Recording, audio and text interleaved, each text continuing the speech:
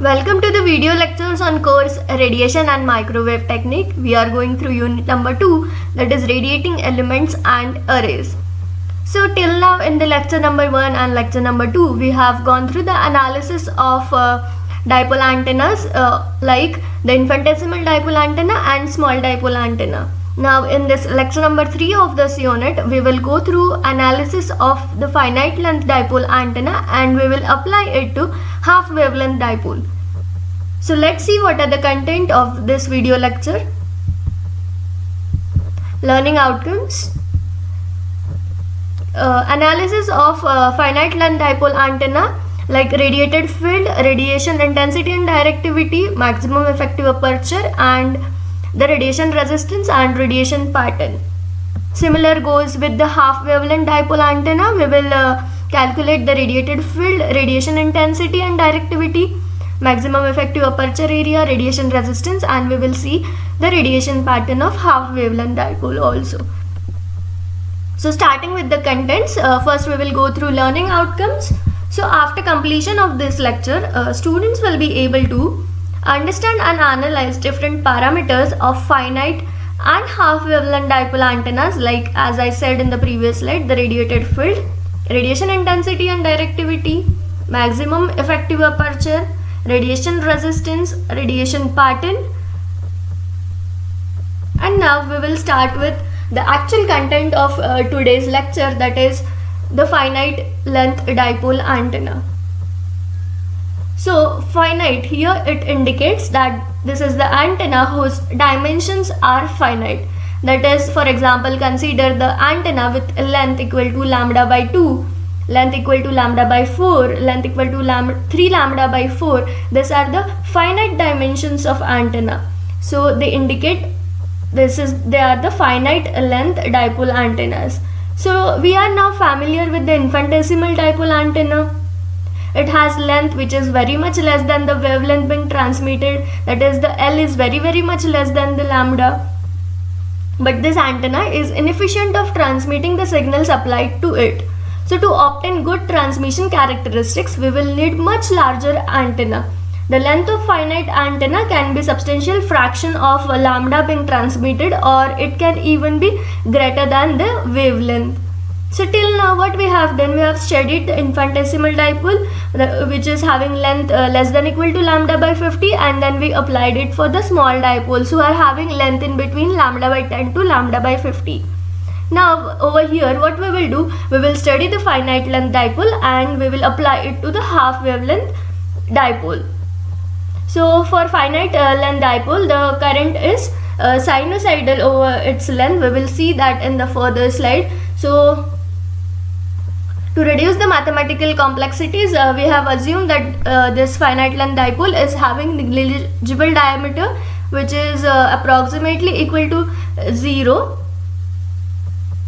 and this we have assumed that this antenna is center fed dipole, that is it is fed in the center of the two equal lengths, that is L by 2 and the lower part is L by 2. So total forming the dipole of length L. So now for a very thin dipole which is having ideally 0 diameter, we can give the current distribution. Before going to the current distribution, you can see over here in the figure the antenna whose current distribution is given. The length of that antenna is lambda by 2, you can see. So for the finite length dipole, the current distribution is sinusoidal over its length. So the current distribution through this finite dipole can be given as IE of x dash equal to 0, y dash equal to 0, z dash is equal to AZ I naught sine k L by 2 minus z dash for the upper part from the origin, that is from 0 to L by 2, and for the below part, that is from 0 to minus L by 2, it is AZ dash I naught sine k into L by 2 plus z dash. So this upper equation of current, it indicates this negative slope, while this equation indicates the positive slope. And as I said in the previous slide, we have assumed that the antenna is centered and the current vanishes at the end points. You can see over here this current becomes 0 at the end points of this dipole. Now we have considered that there is a dipole antenna of length L which is symmetrical along the z-axis. P is the point of observation from the center with the distance r, and we have considered this small element from there. This distance to the observation point is denoted with r, and in the far field region we know this r, the point from the dipole antenna, any small element from there to the point of observation, that is denoted with r, and in the far field region this r is equal to r. As shown in the above figure, this finite dipole antenna is subdivided into number of infinitesimals of length delta z dash. As the number of subdivision increases, each infinitesimal dipole approaches a length of dz dash. For an infinitesimal dipole of length dz dash positioned along this z-axis at z dash, you can see over here this is z dash, the E and H field components in the far field region, they can be given as with these equations over here. So now you know this equations from the far field approximations. We know r is equal to r, small r, and now this E theta can be calculated as integration of dE theta over the length of curve, that is from minus L by 2 to L by 2. You can see over here this dE theta, we have integrated it in order to get the E theta, which is equal to jn k e raised to minus jkr upon 4 pi r into sin theta. These are the constant terms. Integration from minus L by 2 to L by 2 i.e. x dash y dash z dash e raised to minus jk z dash cos theta dz dash. So now here E theta is the total field. This constant term represents the element factor multiplied with the second factor, that is the space factor. So the total antenna field is equal to element factor into the space factor. For the antenna, the element factor is equal to the field of the unit length infinitesimal dipole located at a reference, that is at the origin. This element factor depends on the type of current and its direction of flow, while this space factor is the function of current distribution along the source. You can see it is the current distribution along the source from L by 2 to minus L by 2 to L by 2. So the total field is equal to the element factor into the space factor. This is referred to as pattern multiplication of the continuously distributed source. So moving forward for calculating E theta, you know IE of x dash y dash z dash is given with this equation as shown in the slide that we have seen previously. So after putting these values and doing mathematical calculations, we get E theta equal to approximately equal to j eta I naught e raised to minus jk r upon 2 pi r cos kl by 2 cos theta minus cos kl by 2 divided by sin theta. This is the equation for the electric field. Similarly, you know h theta can be calculated as E theta upon eta. We know eta is equal to E theta upon h phi. So from that we can calculate the h phi. This eta term will get cancelled out and the whole remaining term will be as it is. So our h phi becomes j I naught e raised to minus jk r upon 2 pi r into cos kl by 2 cos theta minus cos kl by 2 divided by sin theta. So now we have got the equations of electric field and the magnetic field for the finite length dipole antenna.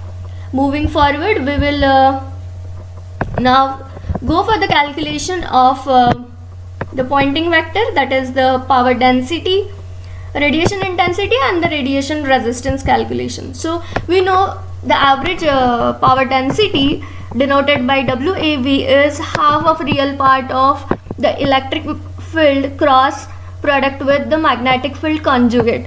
So here now after putting all the values that we have obtained in the previous slide, that is of E theta and of the H phi, we get this equation as AR bar eta mod of I naught square upon 8 pi square R square into cos KL by 2 cos theta minus cos KL by 2 divided by sin theta whole bracket square. So this is the equation of the average Poynting vector or the power density of finite length dipole.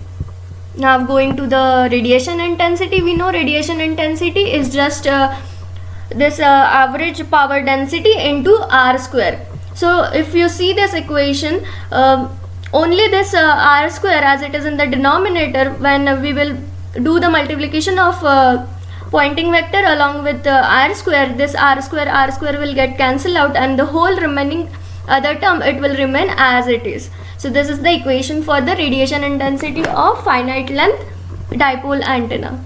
Now here the normalized elevation power pattern of antennas with a different length equal to lambda by 4, lambda by 2, 3 lambda by 4 and lambda, they are plotted. We have seen the current distribution of all of this dipole antennas of lengths. Here for our reference purpose, for the comparison purpose, the power pattern of infinitesimal dipole antenna is also plotted, which is denoted with this larger dotted line. You can see over here, this outermost is the power pattern of infinitesimal dipole. You can see over here, as the length of the antenna increases, the beam is becoming narrower. Because of this, what the directivity should also increase with the length. So it is found that the 3 dB bandwidths of each is equal to as shown over here in this equations. 3 dB bandwidth of antenna, infinitesimal antenna is equal to 90 degrees, and for antenna with a length equal to lambda is 47.8. So as the length of the dipole it increases beyond 1 lambda, the number of lobes, they begin to increase. As you can see over here, the normalized power pattern for the dipole with length equal to 1.25 lambda is shown. You can see the lobes, they have now increased. As the length increases beyond the wavelength, that is lambda, the more number of lobes they are seen. Now we will go to the calculations of the total power radiated in order to calculate the radiation resistance. We know there is a relation between the radiated power and the radiation resistance. So first we will calculate the total power radiated. So to calculate the radiated power, we just do the surface integration of the average power density. You know now the formula to calculate the radiated power. So just we will put the value of the average power density that we have calculated previously. So after putting, this will be the equation. Now this becomes very difficult, so we will not go into that derivation. It is not that important right now. So we will just focus on the last equation of radiated power that we get. So this is the equation of radiated power, where you can see this different terms like Ci of KL, Si of KL. We will see what they are. This Ci of x is equal to minus integration x to infinity cos of y dy, which is equal to integration of infinity to x cos y divided by y dy, and Si of x is 0 to integration of 0 to x sin y divided by y dy. Here this Cin of x is equal to ln of gamma plus ln of x minus Ci of x equal to C. The C denotes here the Euler's constant, which is 0.5772. So Cn of x is equal to 0.5772 plus ln of x minus Ci of x. The Cn of x is integrations from 0 to x 1 minus cos y divided by y dy. So just remember the equation of radiated power. From that radiated power we will calculate the radiation resistance. So we know the radiation resistance is equal to twice of power radiated divided by mod of I naught square. So now from the previous equation we have put here the value of radiated power, and this is the equation of the radiation resistance. The imaginary part of impedance is given with this equation. So now for the calculation of directivity, we know the directivity is 4 pi. This is the function f of theta comma phi at maximum divided by solid integration of f of theta comma phi. We know this f of theta phi is related to radiation intensity u by u is equal to b naught f of theta comma phi, where u is equal to, you know, it is calculated as r square into the power density, which is equal to this equation. We know that here this term denotes b naught and this denotes the f of theta comma phi. From this we can say the directivity is equal to twice of f theta at max, as we are not having the phi term included, as there is no variation in the phi. So the directivity is equal to twice of f theta at maximum divided by integration from 0 to pi. Theta varies from 0 to pi, so integration is from 0 to pi f of theta sine theta d theta. Now we will move on to the second part of this lecture, that is the half wavelength dipole antenna, analysis of this. So this is one of the finite length antenna, as the name is half wavelength. You can say this is the antenna with a length that is half of the wavelength, that is lambda by 2. This is the most commonly used antenna, and it has the radiation resistance of 73 ohm. We will see what is the advantage of having the radiation resistance 73 ohms. Because of this radiation resistance equal to 73 ohms, it is most commonly used antenna. As it is having this radiation resistance of 73 ohm, that is very much near to that of 50 ohm or 75 ohm characteristics impedance of some of the transmission lines. So what happens because of this, the matching to the transmission line is simplified, especially at the resonance. So because of this, this is most preferred antenna. So we have calculated the electric field and the magnetic field equations for the finite length dipole antenna. They are given as E theta equal to this and H phi equal to this equation. So now here just we are going to apply whatever we have done in the previous section over here with the length equal to lambda by 2. So we will put here the length of antenna equal to lambda by 2. After putting this, we will get the equation for half wavelength dipole antennas, electric and the magnetic field. They are given as over here. Here we have put k equal to 2 pi by lambda. So after this we get E theta equal to j eta I naught e raised to minus j k r upon 2 pi r cos of pi by 2 cos theta divided by sin theta, and similarly H phi equal to j I naught e raised to minus j k r upon 2 pi r cos pi by 2 cos theta sin theta. So in this way we have obtained the electric field and the magnetic field for the half wavelength dipole antenna.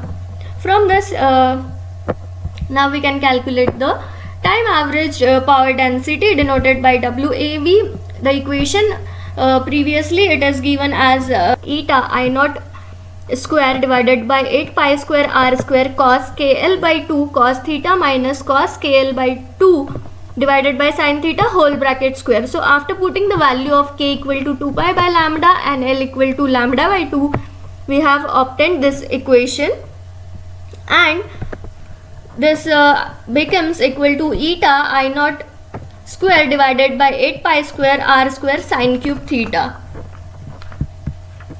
Now we know the radiation intensity is given as u equal to r square into average power density. So similar equation will be repeated, just this r square will get cancelled out. So the equation of radiation intensity of half wavelength dipole is equal to eta mod of I naught square divided by 8 pi square sine cube theta.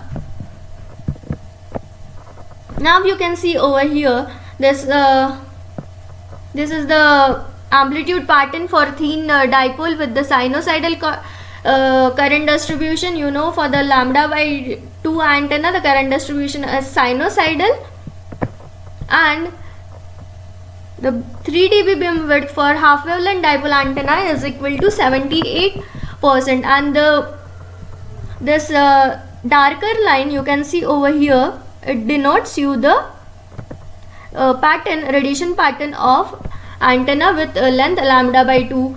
The 3-dimensional plot of radiation pattern of half wavelength dipole antenna is shown over here. It is like the omnidirectional antennas pattern. To calculate the radiation resistance, we need the total power radiated. So first we will calculate the total power radiated by half wavelength dipole antenna. We know we have got this equation of total power radiated in our previous discussion. In that just we will put length equal to lambda by 2 and k equal to 2 pi by lambda. We get this equation of power radiated, and as we know, we after solving this integration and putting this values of C in of x and Ci of x, we get the radiated power equal to eta I naught of square 8 pi C in of 2 pi.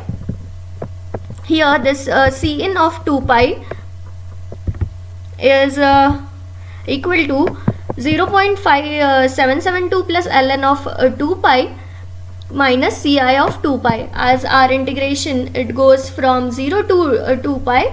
If we compare with this equation, it is from 0 to x, so our x is 2 pi.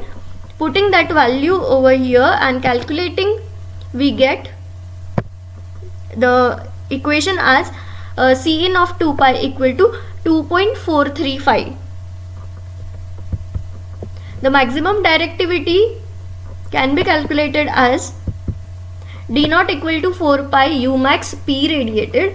You know, this equation of radiation intensity, it has the sine theta term, that is U is equal to eta mod of I naught square divided by 8 pi square sine cube theta. So we know the sine is maximum at pi by 2, so we will calculate U max at theta equal to pi by 2.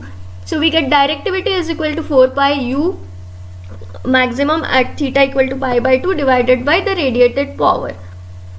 So after putting those equation over here of the radiation intensity and the radiated power that we have obtained right now, that is, if we put U equal to at theta is equal to pi by 2, we get 4 pi eta mod of I naught square divided by 8 pi square divided by radiated power, that is eta mod of I naught square divided by 8 pi into C in of 2 pi.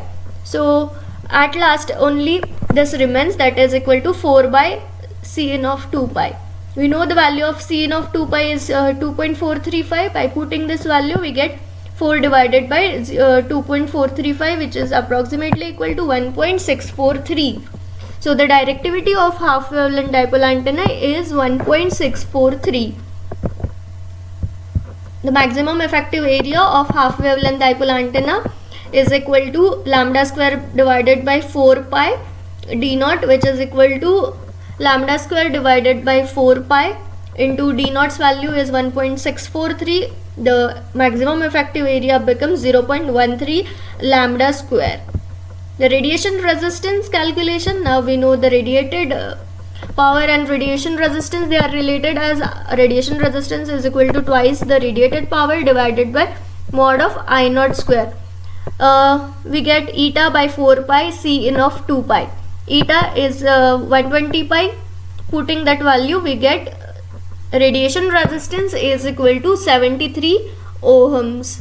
As we have discussed earlier, as it is having a radiation resistance 73 ohm, it is most widely used antenna, as most of the transmission lines characteristics impedance is approximately equal to this 73 ohms, so the matching of transmission line with the antenna, it becomes easier and the signal will be radiated effectively.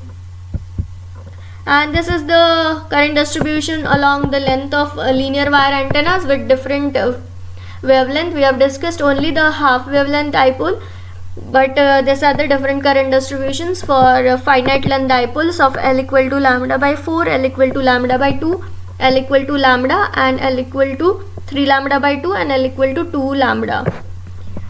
So we have completed with today's lecture. Hope you have understood whatever we have discussed. In this lecture we first started with the finite length dipole antennas analysis. We calculated all the parameters like the electric field, magnetic field components, radiated power, radiation intensity, the radiated power density, and radiation resistance. We saw the radiation pattern, and then whatever equations we got from the finite length dipole antenna, just by putting L equal to lambda by 2, we obtained all the equations for the half wavelength dipole antenna, and we calculated again all the parameters like the electric field intensity, magnetic field intensity, the electric and the magnetic field components, radiation resistance, and effective area, directivity of antenna, and also saw the radiation pattern of half wavelength dipole antenna.